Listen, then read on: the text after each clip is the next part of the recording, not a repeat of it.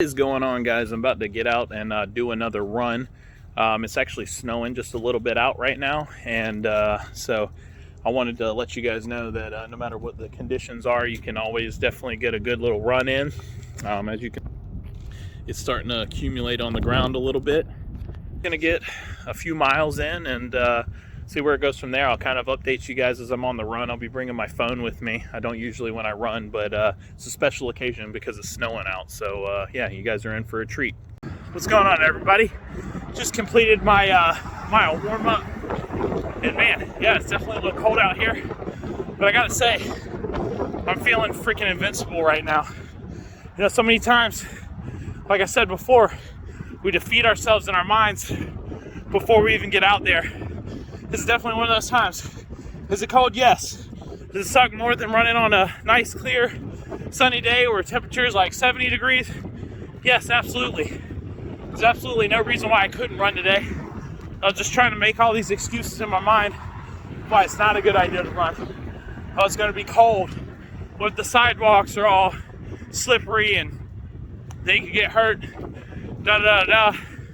But I mean, I'll tell you right now, sidewalks, they're clear. So there was absolutely no reason not to go running today, other than I just didn't want to. I didn't want to face the cold.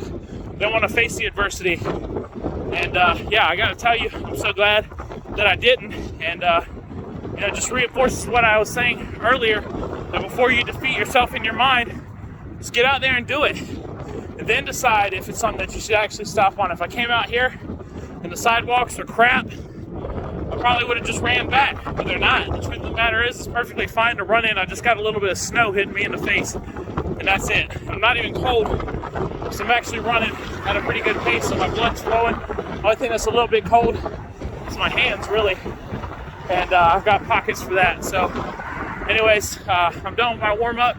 I usually do a quarter-mile walk in between my warm-up run and then my actual run for the day, and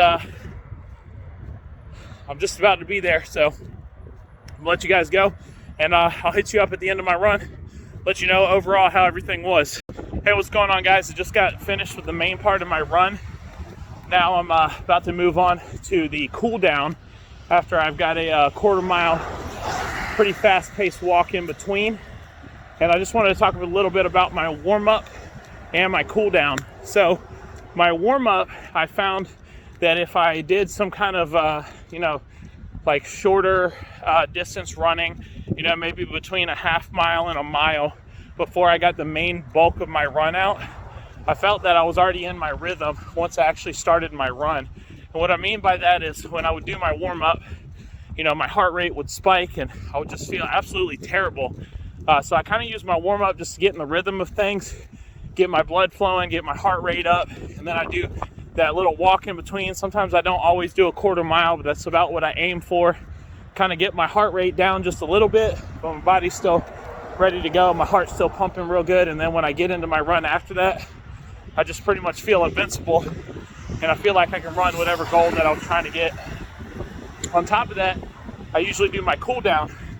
And the cool down I like using because, you know, I give it everything I got towards the end of my run.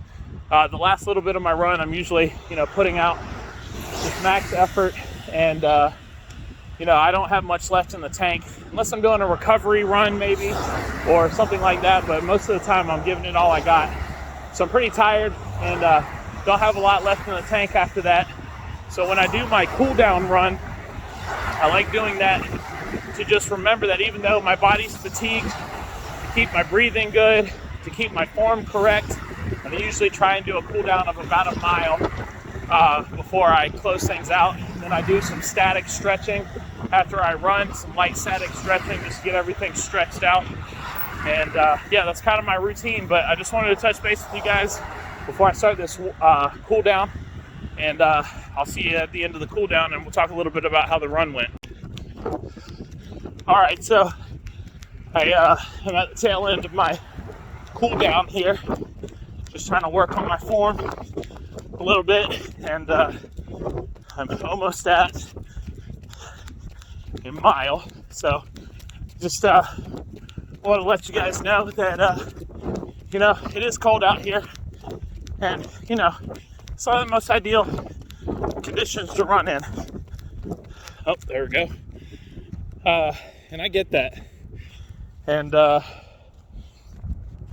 funny thing is I pass a few people, walking their dogs and just a couple other things while I was out here.